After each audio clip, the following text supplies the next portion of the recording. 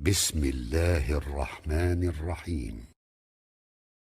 السلام عليكم ورحمة الله وبركاته. بسم الله الرحمن الرحيم. الحمد لله رب العالمين، والعاقبة للمتقين، والصلاة والسلام على أشرف الأنبياء والمرسلين وعلى آله وصحبه أجمعين وعلى من اتبعهم بإحسان إلى يوم الدين. رضينا بالله تبارك وتعالى ربا، وبالإسلام الحنيف دينا، وبسيدنا ومولانا محمد صلى الله عليه وسلم رسولا ونبيا، وبالقرآن الكريم حكما وإماما، وبالكعبة الشريفة قبلة، وبالمؤمنين إخوانا. Mehraban Huday Tebareke ve Teala hemmemizin ediyen taat ve ibadetlerimizi ahiretimiz avat bolsun nip çeken zahmetleriniz, ediyen hayır dualarınız, tahammül ettiyen kıyınçılıklarınız ve başka da näme hayrat ve ihsanat edilýän bolsa Allah Taala lütfu keremi ile kabul edip belki hemmemizin iki dünyas avat bolsun inşallah. Hazreti Mahtumul İşan aydiya, gelen geçer, konon göçer adam zat, yürüysen hem bir menzele yetersen, yalançıda yegdir qalsa yaxşı at, bu dünyaga sen hem gelin ötersen. Yerin yüzüne adam gelipdir mehman, bir näçe gün yaşak gitmeli. Hudaý Taala yeri bir karvansaray edipdir. Bir degişhanadyr dünýäniň ýüzi. Nasihatim dinle, eşit bir sözi. Ömür tamam bolup adam ýamylsa gözi goýa bu dünýäge geldi gelmedi. Gawa adamlar geçipdir yerin ýüzünde ýaşapdyrlar, erzeşli insanlar. Hudaý Taala yeri şolaň ihtiýaryna goýupdyr. Teleka adamlar da geçipdir.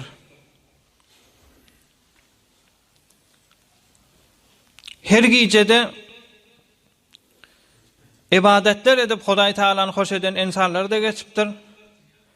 Atlar sebit bolan ewliyalar we mahfi mestur bolup Hudaý Taalanyň ýanyna belli, hiç bir ahadyn ýanyna belli däl. Her gün şi gün dogmaklygy we salamatlyk bilen medarynta edip günüň ýaşmaklygy bir insanyň hormatyna diye. Şu adam yerin ýüzüne dünýeden geçen lahzasini ondan sonra ikilenci derejedäki insan şoňa jaý gözüň bolýar. Şolaň köpsi mestur formuna mahfi bolup geçip gidipdirler. Gelen geçer, konan göçer adam zat. Seni ýüri da Hudaýyň ýanyna bir zat etjek bol. Ýüri, sen hem bir menzele yetersen. Olar ýalyk men hormatyma, sen hormatyna aýgyn dogup ýaşmasa da hatta gal bir musulman hesap bolup Hudaý Taalaň ýanyna eşiňe jan berdim diýip Hudaý Taala ondan sonra insan etdim. İnsan edenden sonra musulman etdim. Musulmanyň da içinde mümin bir ehli tawfiklygyna Hudaý Taala bir mubahat etsin, bir hoş bolsun ey musulmanlar. Yalançyda yegdir qalsa ýaşy at, bu dünýäge sen hem gelin ötersen. Adamda bir ýaşy at galmaklyk gawzatdyr ey musulmanlar. Teleka adamlarda bolupdyr. Yalançyda yegdir qalsa ýaşy at, adam bir gawlyk bilen agzalsa gawdyr dünýeden geçende. Ibrahim aleyhissalamyň etýän dogasy, ya Rabbim men bir tawri ýaşaýyn, men aýrylamdan sonra gawlyk bilen agzalsyn. Bir wagt tarihte agzalýa garga diýe. Garga diýen guş bilen hot moğollu guş ikisi bahs etdiler diýe bir ýatasy wa. Bir çukurjuk bolmaly şo suwdan doly. Şoňgusyna bahs etdiler. O meni öz Qazawet ediyen heywanlar arasında da öz bir alemleri ba Hudaý Taala bilýär. Ýöne Hudaý Taala bir siri insanlara, dostlaryna bildirýär. Şolaryň arasyndaky bolan görnüňler mollugyş bilen ýa-ni hot bilen ýa-ni gorap kalak diýerler. Garga şu gelip öz gazysyna bir nefer hakim tanyp, şonu bir adaletli tanyp qazawet etdirerlerine hiç gaýsynyň da delili ýok. Şonu gazy diýdi diýe goşulan gazysi suşu hot-hotynky molluguşynky. Şey dip de feysale berdi. O molluguş etiraz etdi de, ey gazy, näme sebäpli sen maňa hukmetdiň? Delil ýok ikimizde de. Onu meşhur heywanlaryň arasynda meşhur ki molluguş allam ya dogrusyny aýtdy. Hatta misal da gelipdir. Astaqu min hot molluguşdan dogurçyrak dip hatta zerb bol meselelerde gelýär. Şu senki bolmalyçyn, sen dawa edýätiň diýenne onu molluguş diýdi diye Hudaý bilen gasam bolsun, men bir sifati bilen milletiň arasynda agzalyp şoň muhalefine emel etmeklikden men Hudaý saklasyn, men yalandan dawa etdim, şu su gargankı diýdi diýe musulmanlar. Bize de musulman diýerler. Hudaý Taalany taniýan adam dip biziň adymyz wa Peygamberimiz Aleyhissalatu vesselamyň şeriýetine gojak açyp şoňa paýbent boljak diýip dili bilen aýdyp ýüreginden de şoňa bawary bar diýip tanylan insanlar musulmanlar. Bize gasy awry gerekdir. Dünýeden geçen bizden sonra gawlyk bilen şahadetimiz käneldeýlik ey musulman dogully. Bir wagt milletiň arasynda özüňiz bilýäňiz gün muşkelat känelipdir. Çyn musulman tapmak gaty gyn.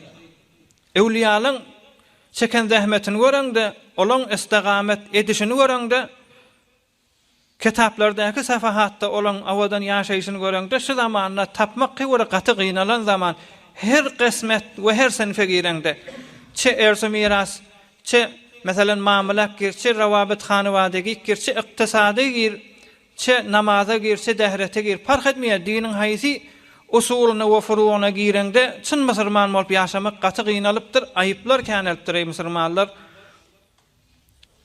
Yalançyň haý-hawasyna allanyp, ay men işimma, erti gitýän, akşam gelýän, öz zendegime başa gaý diýip şonu bahane etýän insanlar ey musulmanlar, şonu bahane etseň onu muşkelatdan habaryň ýok. Bizi ýaşa ada ýetirjek zatlaryň afetinden onda biz habarymyz ýok. Bir wagt bir şirket iki däne tajer furuşandany iýerdi diýe bir mehrum ýere bir jezire. Şu takbarda bir miktar kewuş satyn, şu tasynyň adamlary beter mehrum. İmkanaty evveliyeden ne mehrum. Şu takbaryň bir miktar kewuş ekidin satyn diýdi diye. Iki däne tajer iýerdi diye bir şirket. Şonda biri bela fasala görüpdir adamlaryň hiç gaýsynda kewuş ýok. Eýem zeň görüpdir şirketimine erti izime ewriljek. Butada hiç kimin kewuşy ýok diýdi. Kewuş gelmeýärler diýdi. Ola şey dip ertesi gün gaýtdy. İkilenci tajer bela fasala zeň gördü diye. Maňa meselen 1000 däne kewuş maňa beren bolsaňyz bar beri ýediň 5000 däne kewuş beriň, şu taýda bir neferiň kewuşy ýokmuşdyk diýdi diye. Hemmesini tämin etmeli bolýasydy diye. Bela teşbih insanlaryň muşkelli şey musulmanlar. Bir siri ahlaklar we bir siri sifatlar we görmäni hiç kimde ýok ýalyk, ýok baýat tämin bolmaly musulmanlar. Baýat biziň zendegimize gelmeli, täke dogurlanar ýalyk. Hanewada barada geçen ýyl bir gurrun edipdik. Tagriban Peygamberimiz Aleyhissalatu vesselamyň mübarek jellesesinden 15-nji, 16-njy, 17-nji jellesede tagriban 3 jellesede mufassal hanewadan tezelzül edip duran beruz meselelerinden gurrun edipdik. Şoň tekmelese galypdy, bir mowzusy galypdy, şoň şigiýe gurrun etsek bolýar musulmanlar. Gaýrat edin. Dert gurrunlardyr. Peygamberimiz Aleyhissalatu vesselamyň mübarek ýaşaýyşyndan bir miktar agzamyzdan soňra inşallah asl mowzu girjek. Peygamberimiz Aleyhissalatu vesselam mübarek 40 ýaşa ýetende peygamberlik berilýär diýip geçen hafta gurrun geçenler. Şonu evvela peygamberlik bilen wazife edilip we boşlanmaklykdan 6 ay önce Peygamberimiz Aleyhissalatu vesselam'a mübarek diş bilen Hudaý Taala ilhamatyn başlaya. Yani 40 yaşa yetmeke 39 yaşa 6 ay kemsen 1 ýylyň özü 10 ay. 39 yaşa 6 ay yaşandan sonra mübarek 40 yaş tekmil etýänçe 6 ay diş görýär. Näzire diş görýär? Gije gündüz Mekke-i Mükerreme'de boljak ýagdaýlary Hudaý Taala dişine bildirýär. Yani ýuwaş-ýuwaş şoňa amadegi tapýa bir gyraatly bir zatlar boljak aýandada. Meselen erti bir nefer bilen over nefer uruşak palany öljek bolsa şon bir gije onça Hudaý Taala Peygamberimiz aleyhissalatu vesselam'a diş edip berýär. 6 ay merheleteyi bolandan sonra Ramazan ayın 15 gece ya Ramazan'ın ertesi akşamsı Peygamberimiz aleyhissalatu vesselam Gara Hira'da ibadet etip duha. Näzire ibadet etjegin bilenak ýöne Mekke-i Mükerreme'deki bolup beren yaramaz ýagdaýlary özü narahat bolup Peygamberimiz aleyhissalatu vesselam şonu özü çöle çykýar. Şonu Hazreti Cebrail aleyhisselam gelýär. Ýöne zat aýdy bilmeýär. Peygamberimiz aleyhissalatu vesselam'a didar edibilmeýär, sesini eşitdirilmeýär. Hem 16-njy 17-nji gije bolýar. 17-nji gün bolanda Ramazan aýy Peygamberimiz aleyhissalatu vesselam öýle namazyna onça qaylula diýerler. Tamamy peygamberliň sünnetlerinden öýleden onça bir irkilýär. Şonu Gara Hira'da divaryna bir sahrak ýaplanyp çalarak irkilip duha Peygamberimiz aleyhissalatu vesselam'ın sırt tarafından Hazreti Cebrail ala nebina ve aleyhissalatu vesselam gelip Peygamberimize bir bildirýär öz baglygyny. Peygamberimiz aleyhissalatu vesselam sagyny gözdiýär, soluny gözdiýär, adam ýok, ýene de irkilýär, ýadyw. Sonra Peygamberimiz aleyhissalatu vesselam'a Hazreti Cebrail aleyhissalam "Kum ya Muhammed sallallahu aleyhi ve sellem, ey Muhammed, turmaly wagtyň boldy sen" diýär. Şonda Peygamberimiz aleyhissalatu vesselam'a Hazreti Cebrail ala nebina ve aleyhissalatu vesselam waqi'i formunu kökezdi diýär özüne. Gerçen sonra Hazreti Cebrail aleyhissalam sahabalardan biri bolup gelipdir. Hazreti Dihyatul Kelbi diýen sahabaň suratyna kän bolup gelerdi diýär. Hazreti Cebrail ala nebina ve aleyhissalatu vesselam. Muň bir ulak fasly wa näme diýip Hazreti Dihyatul Kelbiň suratyna kän bolup gelýän bu mat jelesemiz mehdud wagty az, onu inşallah wagtyny görüň ediler. Hatta bir kuş bolup gelerdi diýär. Emma suraty waqiýisini Peygamberimiz aleyhissalatu vesselam täze peygamberlik bilen buşlananny Ramazan aýynyň 17-nji gün şonu asman bilen ýeriň arasynda Hazreti Cebrail ala nebina we aleyhissalatu vesselamy waqiý suratda görýär. Şonu Hazreti Cebrail aleyhissalamyň mübarek bedeni sarı renk, kanatlary we asmany tutup duran, maşryk magryby tutup duran kanatlary ýaşyl, mübarek maňry ýüze gaty nurany, gözlerde de awadan, dişlerde de ýyldyrap duran, iki gözünün arasında eşhedü en la ilahe illallah ve eşhedü enne Muhammeden Resulullah sallallahu aleyhi ve sellem şu mübarek kelimeler yazıp. Ey musulmanlar, Hazreti Cebrail aleyhissalam 600 ganet bilen asmanını şeydip özünü kökezýär. 600 ganatly her ganaty da falança müň däne tenden ulakan tellerden doly awadan suratda haýwat bolupdy. Şoň inki küçük terin baly açyp duran ganaty meşrikden ta magryba bolup duran didiler Hazreti Ruhul Eminni ganat ýasa tutar ruýa zeminni inki küçük terin baly açyp duran ganaty yer gojagyna alajak we geň zat inki küçük terin inki kişik terin teni wa eşdenlersiňiz kawme Lut Hazreti Lut peýgamberiň kawmy beter hem jins bazyp hem jins garaýyk beter aluda bolansaň şolara Hudaý Taala azaby berýär. Ey musulman, wahy getiren ferişte de Hazreti Cebrail aleyhissalam we her ýerik azap geljek bolsa şu azaby getirip sawgat edip getirýänle Hazreti Cebrail aleyhissalam. Hudaý destur berýär Hazreti Lut peýgambera. Sen git hanawadaň bilen çöle çyk. Dan atar atmaz şu tada ferişte azaplar, yani Hazreti Cebrail aleyhissalam geljek. Şonu tarihdarlar gurrun berýär. Kur'an-ı Kerim'de de geliyor. Euzu billahi mineşşeytanirracim. Felemma caa emruna cealna aliyaha safilaha ve emtarna aleyha hicareten min siccilin manzut. Sure-i Mübareke Hud'un 82. ayetinde Hazreti Cebrail aleyhissalam'a Hudaý Taala destur berýär. Taqriben Falança däne şäher bir şäherde del 6-5 şährestan şotada hemmesini galdyrmaly Lut peýgamberin kowmy ýaşaýan. Şonu galdyrmaly. Hatta 7 gat asman ýyly şoň evvelin gatyndaky ibadet edip duran ferişteler şo Lut peýgamberin kowmunyň itleriniň sesini eşitdi diye asmana galdyrdy. Sonra da yere ýapyp cehennemden bişikli palçykdan bolan daşlar ýagmany odurdy diye Hudaý saklasyn. Şonda Hazreti Cebrail aleyhisselamdan sorapdyrlar musulmanlar. Hazreti Cebrail aleyhisselam şo palança däne 5-6 bir rivayetde 6 şährestany şeýle göter akamda düňdörüp yere ýapmakly kuçukterin tenjady bilen boldy diýipdir musulmanlar. Şo birji däne ten falança däne şährestany eteginden gumy bilen galdyryp yere ýapdy diýýär musulmanlar. Ballal ha teni kuçukterin peri bilen boldy diýýär musulmanlar şu zatlar. O hem Hazreti Cebrail aleyhisselam aýdypdyr memuriýetini tekmil edenne, ya Rabbim, şi palança däne şähri galdyrmaklygy we şonu ýere düňdürmekligi maňa eýni bir insanyň gerşine bir çiwin gonýandyr, şonu ýalak maňa agram salmazy diýipdir. Şu kamil suratda Peygamberimiz aleyhissalatu vesselam şu haýwaty bilen görnüpdir.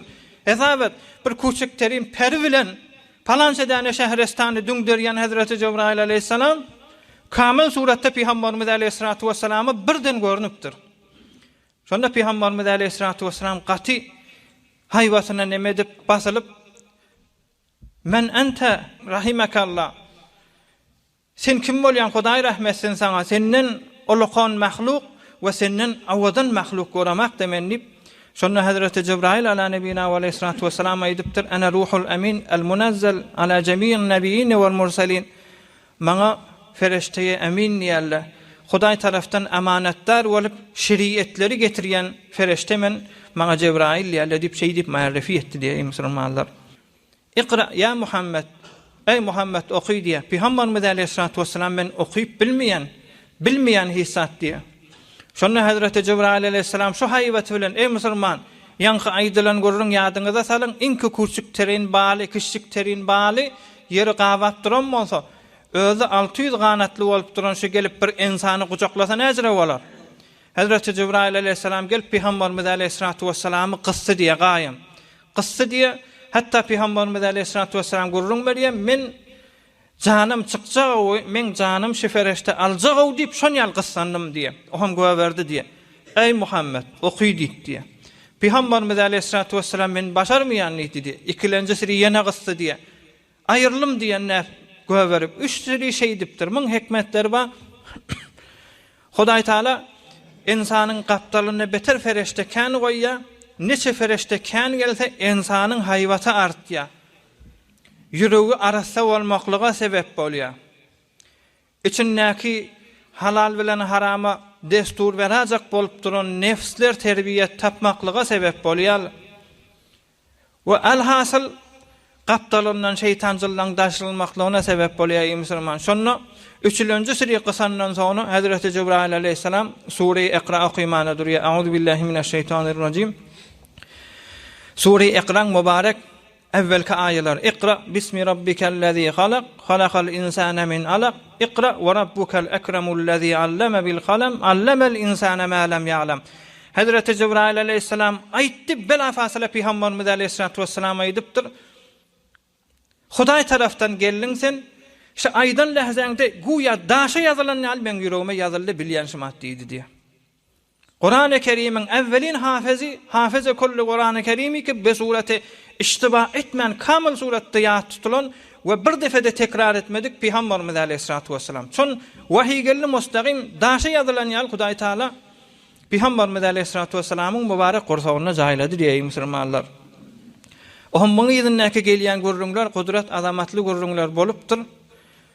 Ýöne biz ştada bir tawakkuf edip şegijedäki ders aljak bolýarsa musulmanlar.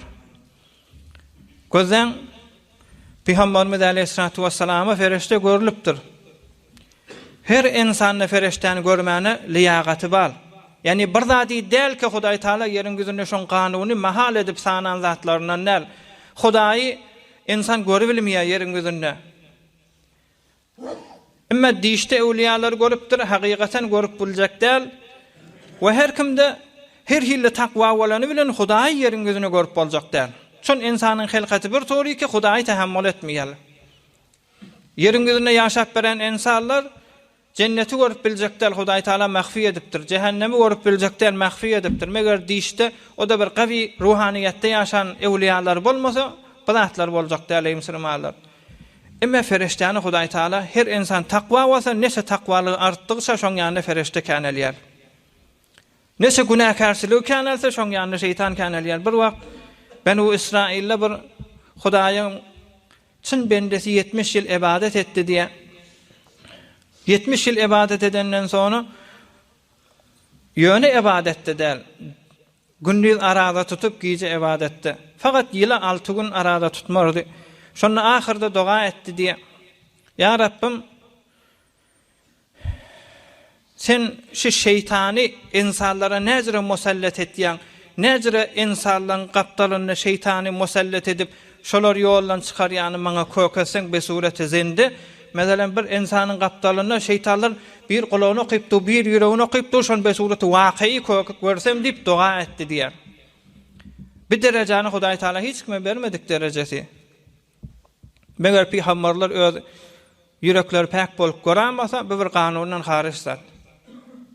İnnehu yarakum huwa ve qabiluhu min haythu la tarawnahum. Şol Kur'an-ı Kerimde diye insany Hudaý Taala bir tor etdi ki şeytani jyllary görmeli etdi diye.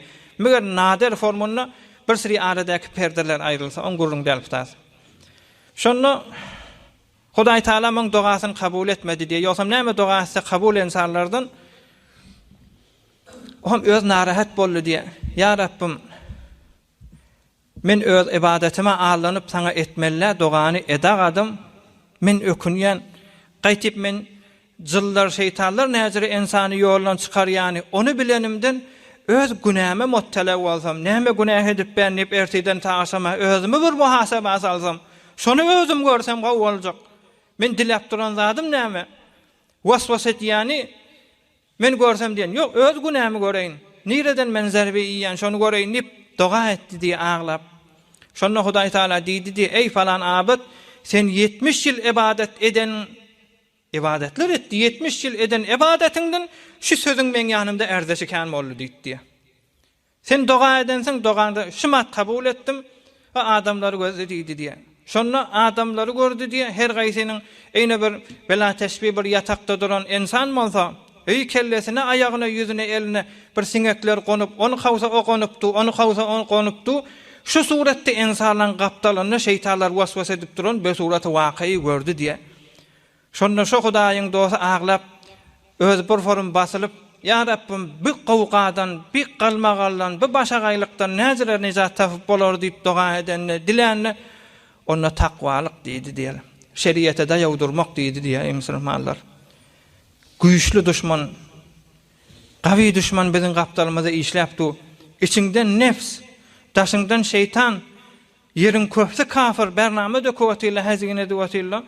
Şolaň arasynda ey musulman dogalla, biz bir gurrundan, bir dertden gurrun etjek bolýas ki, dermany näme şoň? Amel eden adama derman aýdyljak ey musulmanlar.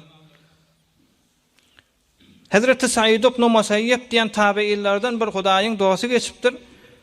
O her wagt Peygamberimiz Aleyhissalatu vesselam'ın mübarek Medine-i Munawwara baranna, şonu azan çekilmäke azanyň wagty girenne Peygamberimiz Aleyhissalatu vesselam'ın mübarek mezarından azanyň sesini eşderdi diye. Ha öýlen wagty bolupdyr, ha daň atypdyr, ha ikindiň wagty bolupdyr diýip şondan bilerdi diye. Şeýle safiýul kalp bolan Said ibn Musayyib radiyallahu taala. Şu ben Huda bir gurrun aýtdy. Ey musulmanlar, ey jawallar, ey zinanalar. Hazreti Said ibn Musayyib näme diýär? Radiyallahu taala. Hudaý Taala bir peýgamber iýermedi, meger şeytany umidwar etdi şon zinanalar bilen azaşmaklyga we azyrmaklyga diýipdir. Yani men peýgamber zinana diýen zat maňa hawaraty bilmer, azyr bilmer. Ýok ey musulmanlar. Peýgamberler bolsun, ummetler bolsun, hemmesi zinanalar bilen hemçinaniki şeytanyň hilesinden amanna bolmaýyşy ýalak zenanalar bilen gaty azmaýyş ediljek diýipdir.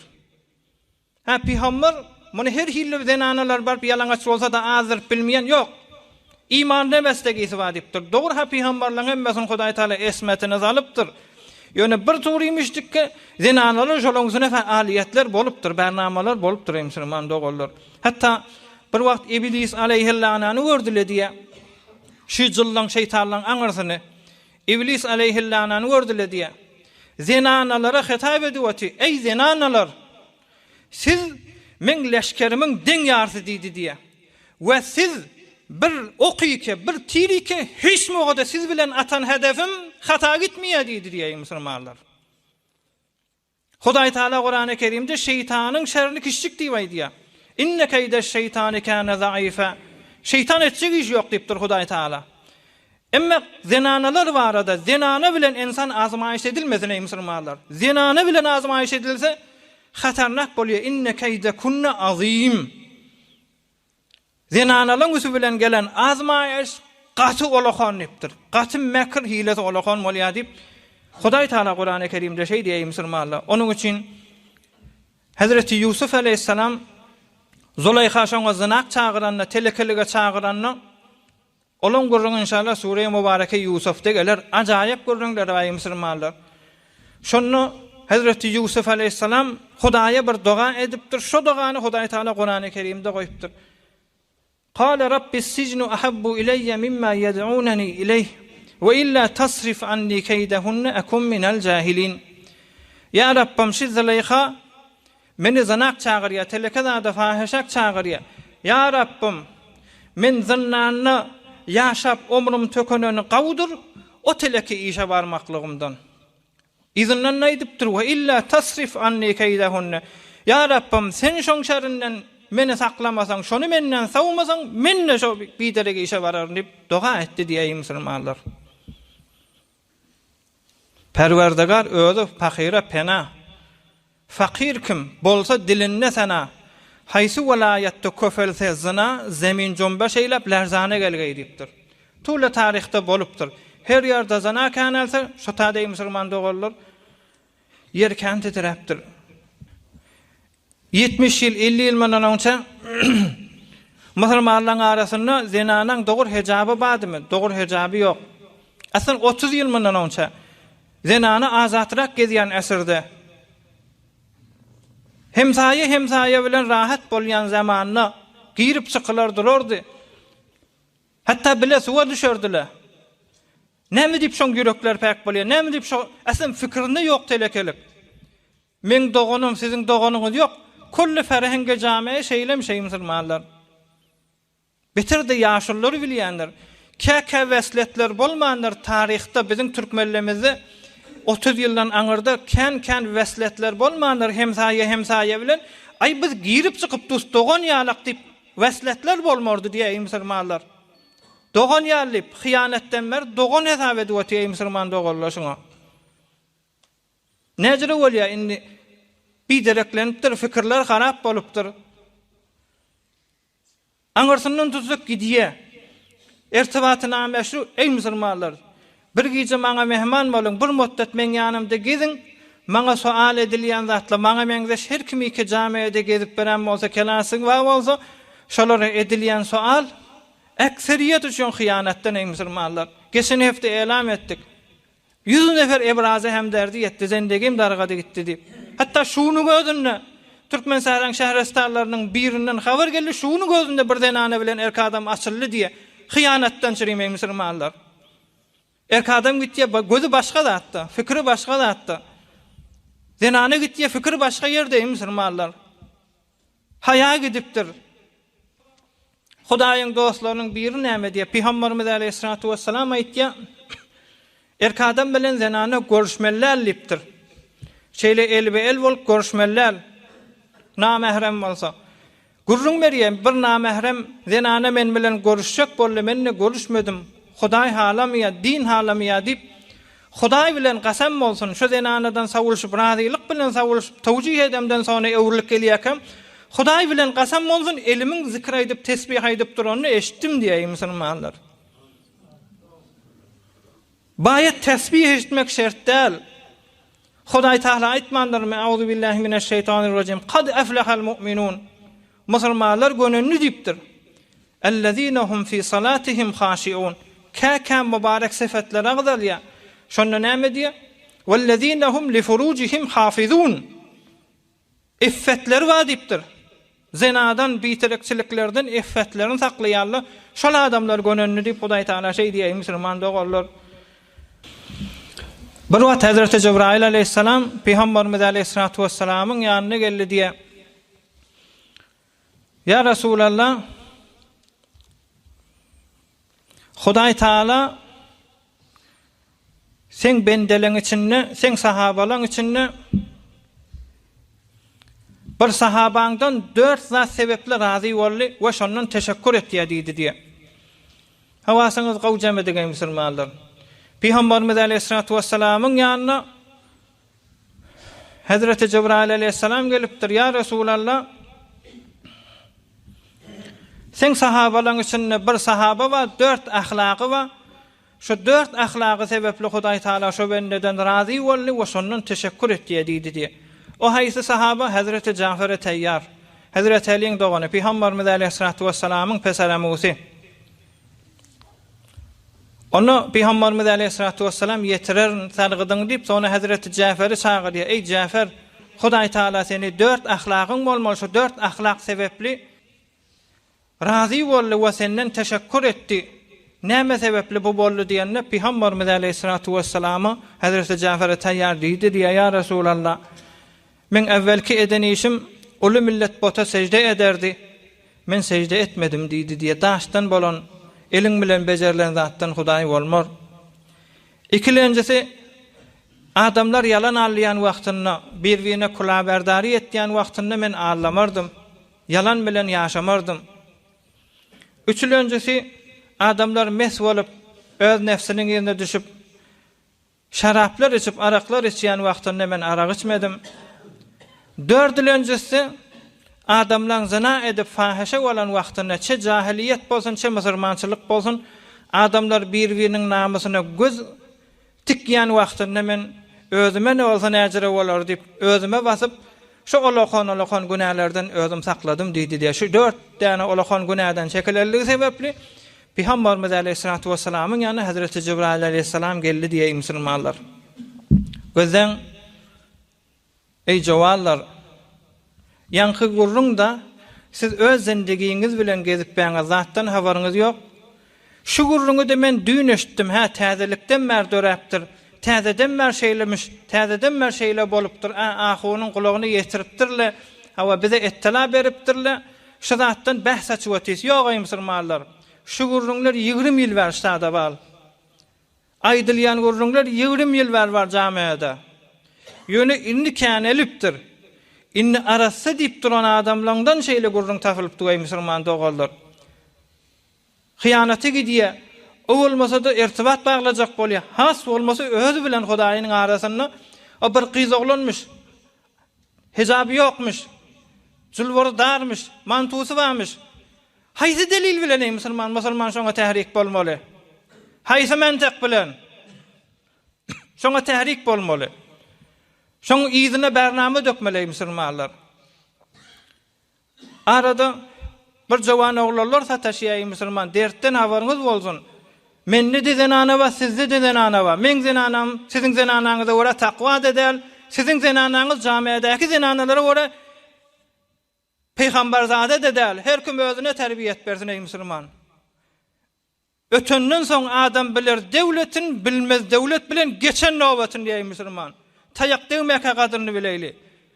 Iffetimiz aýlanandan soňra, suw dökülenden soňra, aberuy, Hudaýyň ýanyna abery gidenden soňra ey musulman, dünýeden geçenden soňra sen gawlyk bilen agdalmaýar. Bir hanawada dargyýar.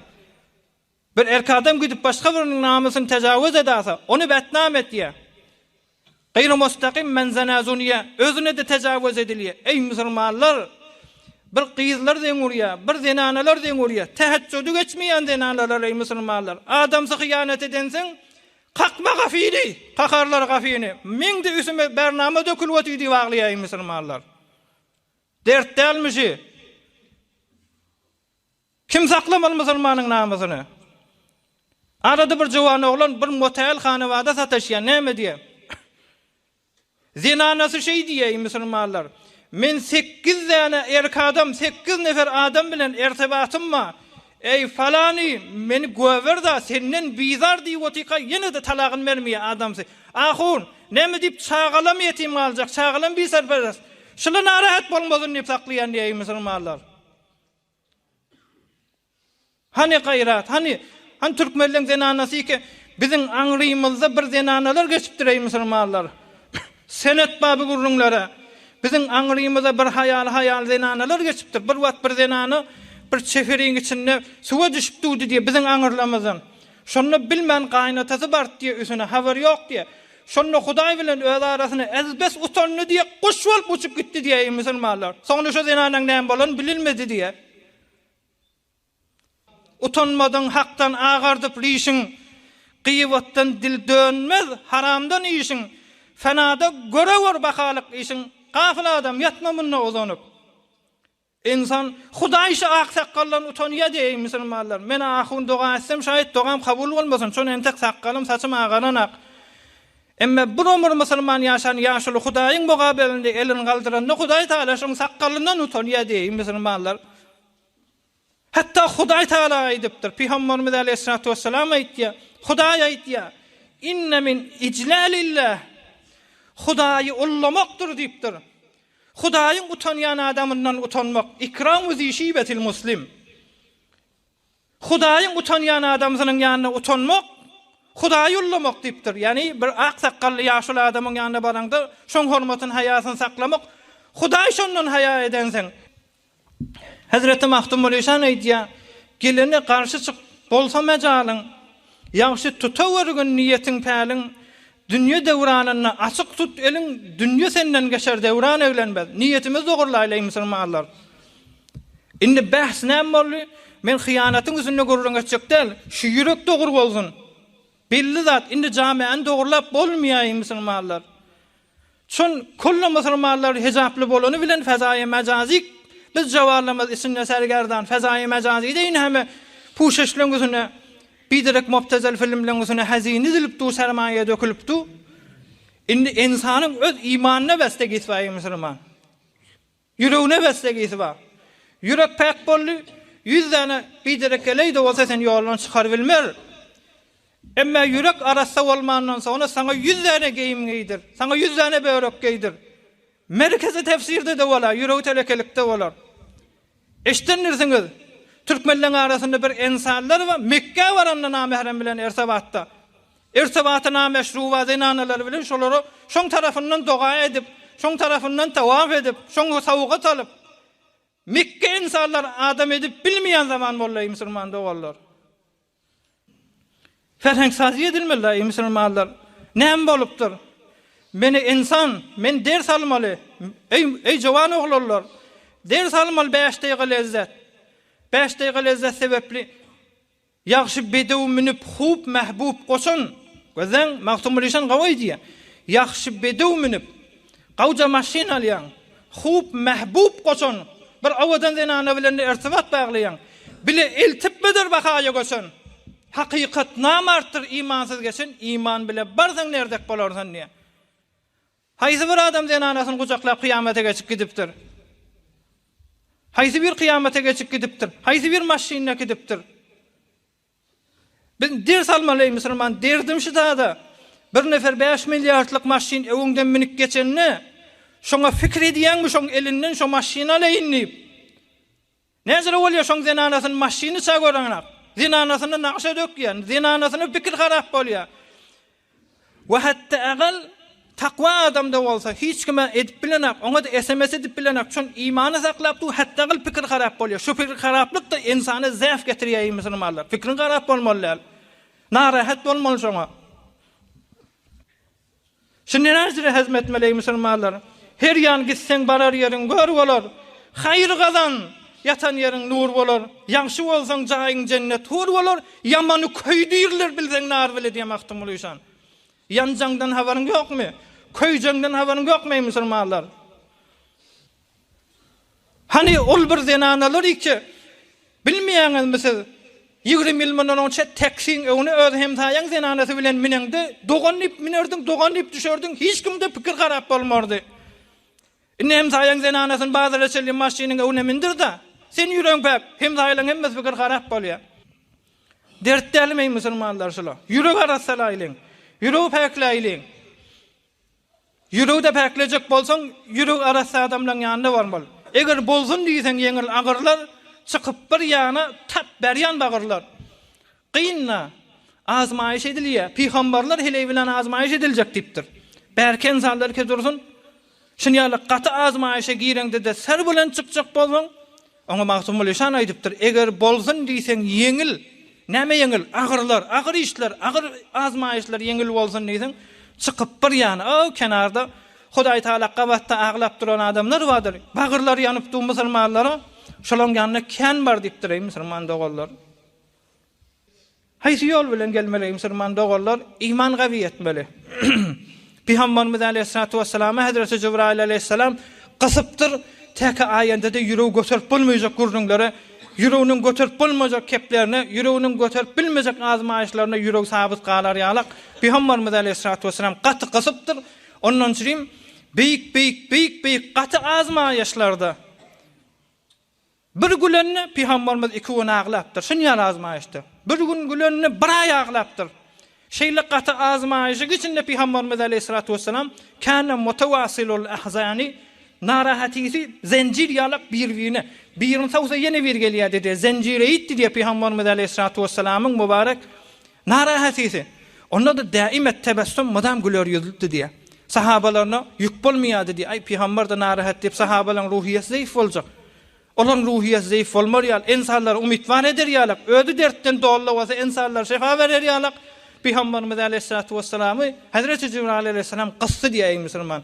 Mundan sonra däki mübarek gurrunlar inşallah geljek hafta bolar. Ýöne bir 2 däne 3 däne bir noktalar we mehabbete sebep bolýan zatlardan aýtsam beter gowlar ejra etseňiz. Ýürek dogur bolsun ey musulman. Bir gyz oglan geçip barýar. Lyjul baramamış, diýdine sellim kulemiş, ýyrtykmış tükşe. Esa 3 köneklige çykysyn, ballym. Hatta özüne aýdyp bilseň aga gyzym sen ýalňyşýan. Ýok kefe gulak asmýa. Hatta sen palany aýallagynym ýalňyşýa da kıyamatda közenjek bi diýip ay biderek bolar munjara bolsa emniyete jany sahatara düşer, emniyete jinsi sahatara düşer diýip özüňi şo kepler bilen şoň aýallagynyň namasyňdygyny özüňe ders bermeli musulman dogallar. Ýa-ni aýtdym, insan bir başga biriniň maşynyny näçe dökene awadan saxtaman görýäňiz. Şonu inki meşrubata mubtala bolup etiýady we adamda şeýle inki ogra adamda şeý her kim bolsun. Her senifde bolsun, her olakan günek gatille bolasyn.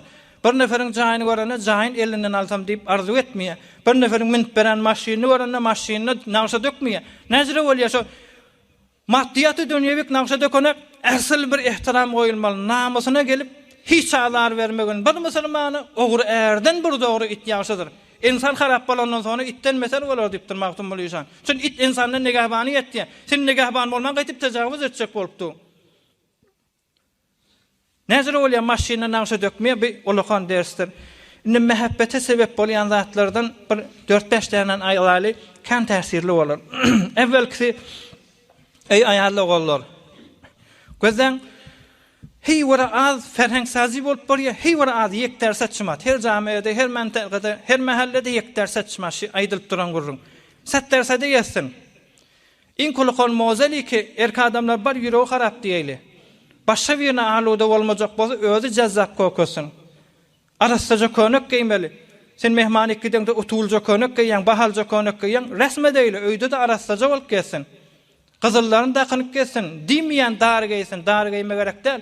Hem unika arasaja bolsa, dişlerine meswak vurulja bolsa, muattarja bolup arasaja bolup ýaşasa, küçükterin nizafetine yetişmänirjek bolsa o bolmaýar. Musulman nizafete şahsysine, tipine yetişmeli. Erki adamda şeýle den ana da şeýle. Arasaja bolup durmaly täki biriniň tabiaty hemişe çekip durar ýalyk. Ikilenjisi düşman bolanyny äherliň arasyna gurrun turýar musulman. Emma şu äherliň arasyndaky gurrunlarda adamsy zenanasyn düşman göz bilen gözlemesin. Umurny feda edipdir senden çyrim. Zinany da şeýle. Adamsın düşman göz bilen gözlemesin, erteden taşama sen yüzüne tek bolmaryalak. Başardığı be kadar imkan entip susap betekezen zendegin murafehre gelsin. Düşman göz bilen gözlemeylin. Enata sana seýgenne ya oğul gyz enata birdat diýerine ya erhele birdat bolanny ay qahary gelipdi. Hatta gal bir-birini sevişseň de düşman göz bilen görüp on intigam aljak bol, o zatla bolmasyn musulman dogullar. Biri de mehabbete sebep bolan zatlardan adamlara aýtýan. Diýmen 5 ýyl zenanaňyz bilen ýaşapdyrsyňyz, 10 ýyl ýaşapdyrsyň, 15 ýyl ýaşapdyrsyň, bir ömür saňa hyzmet edipdir. Indi belli zat dişlerinden kaçıp başlanlar, belli zat yüzüne çürük düşenler, belli zat saçı çal bolanlar. Inni biderek zada pikir etmeýliň. 15 ýyl menden önce sen eline amanat dip täwil berenni ay ýal ýalfyrlap duran ýa-da salaýlyň musulman. Ha bir ömür maňa hyzmet etdi. Azhar lahaz. Ey maşym ýuwmadan tut, naharym bişirmeden tut. O zatlar ýa-da salaýlyň musulman dogullar. Biri de esasy terin zat şu zamany enata ganimet bolsa, şu zawjeýiniň tafahumyny bir-birine gözüne ýokumlygyny metni nazar alaýlyň. Öz saligy izdiwaç bermeýliň.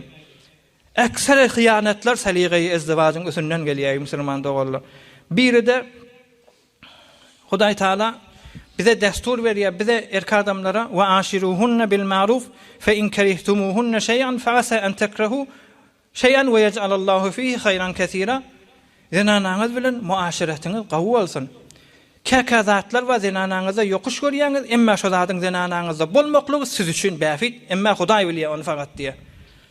Käzenanalar bolýa gaharjaň bolýa, gaharjaňlygy baňa peýdadyr. Käzenanalar bolýa bir zatda kotahylar we şu kotahyz maňa bäfit diýipdir. Gerçen bileýin bilmäýin Hudaý bilýär diýe daýym musulmanlar.